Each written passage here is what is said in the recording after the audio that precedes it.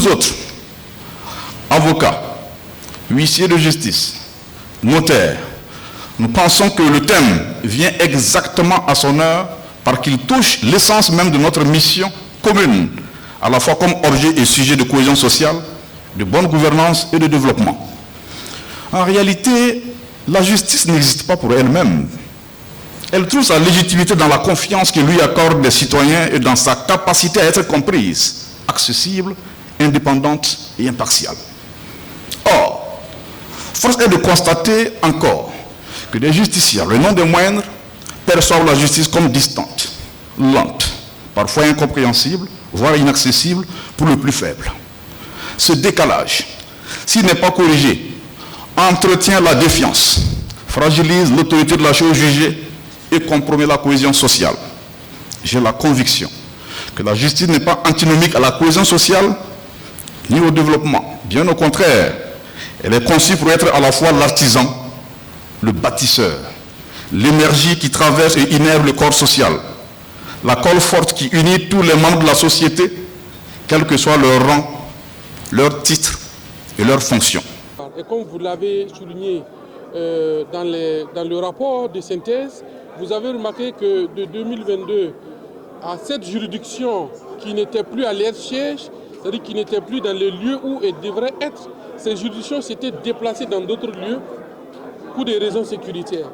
Vous avez Yabaga et Bogandé qui se retrouvaient à Fada, vous avez Tougan qui se retrouvait à Koudougou, Nouna qui se retrouvait à Dédougou, vous avez Dori et Kongoussi Djibo qui se retrouvaient à Ouagadougou. Au jour d'aujourd'hui, lorsqu'on fait le point, on se rend compte que sur les 5 juridictions sont retournées à leur siège.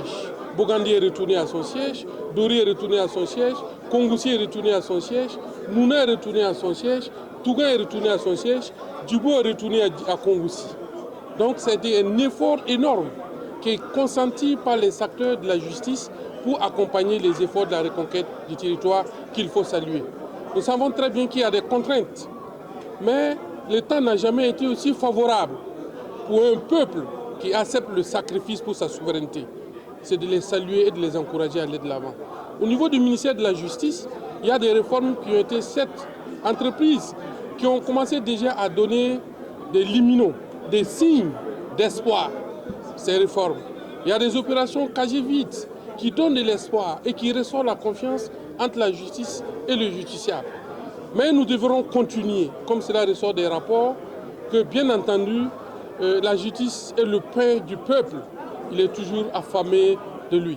Et nous devrons continuer sans cesse dans les réformes, que ce soit les lois de procédure, que ce soit les lois de fond. Il faut toujours travailler à faire les réformes pour lever tous les obstacles juridiques. Travailler aussi à mettre les moyens matériels et les moyens humains pour que notre justice soit véritablement crédible, accessible, qui réponde véritablement aux attentes de notre peuple. Je crois que c'est ça le souhait. L'année qui s'annonce va voir effectivement la mise en œuvre. Le grand chantier, c'est effectivement la mise en œuvre de l'ensemble des réformes qui ont été déjà adoptées au plan juridique. Il va falloir les mettre en œuvre pour qu'il y ait un impact véritable sur la vie de nos concitoyens. Et je crois que c'est ça le fait d'une réforme. Donc l'année qui s'annonce est placée sous le signe de la mise en œuvre. Il y a un plan stratégique de ces réformes qui est déjà adopté. Il s'agit maintenant d'aller dans la mise en œuvre. Vous avez vu déjà pour le travail d'intérêt général qui a déjà un début, mais il faut intensifier pour avoir des résultats palpables.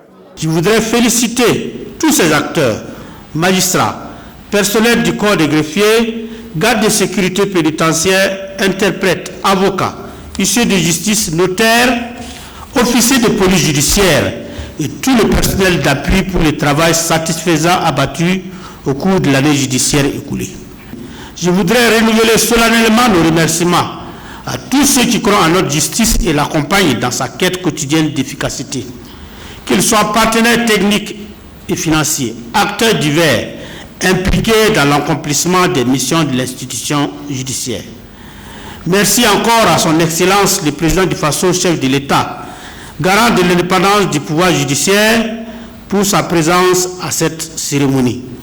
Je souhaite à tous une bonne et heureuse rentrée judiciaire 2025-2026